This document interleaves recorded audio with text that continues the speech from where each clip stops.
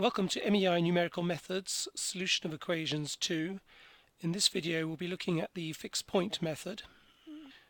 Now suppose we have an equation to solve of the form x equals g of x, and we're going to start with an initial estimate of x0, and then the next estimate is going to be x1, which we're going to set equal to g of x0, and so on, so that xr equals g of xr minus 1. So this is an example of a recurrence relation. Now supposing that the xr converge on alpha, so that for large values of r we've got xr is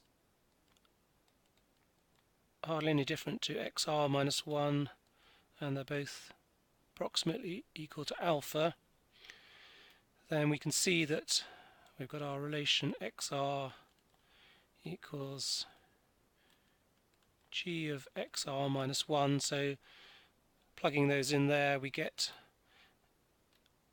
approximately alpha equals g of alpha.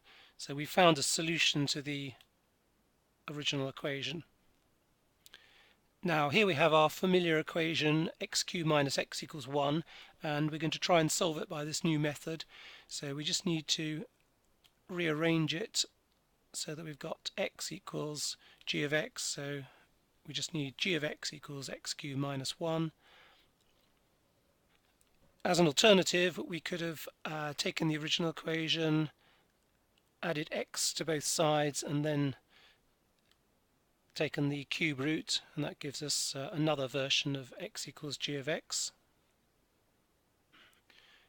Alternatively, we could have divided our equation by x squared on both sides to give x minus 1 over x equals 1 over x squared, and then adding 1 over x to both sides gives us g of x of 1 over x plus 1 over x squared.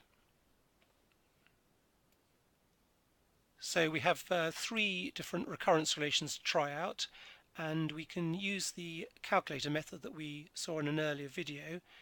And as we know from past experience that a root lies between 1 and 2, we're going to take 1 as our starting value.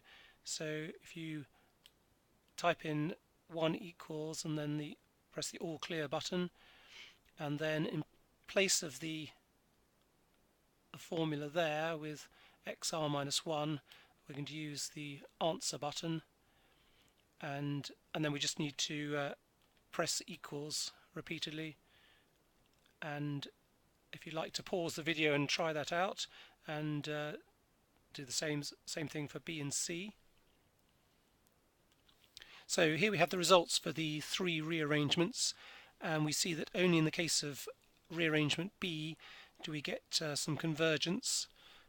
So in the case of A, the values are moving steadily away from our starting value, and in the case of C, as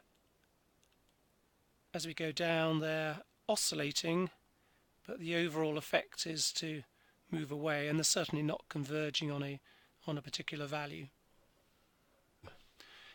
So here we have a graph of the g of x that worked, and that's in green, and we can see here that the point where it intersects with the line y equals x is at an x value which is the same as where the graph of f of x intersects with the x-axis. So in other words, the solution of f of x equals 0 is the same as the solution of x equals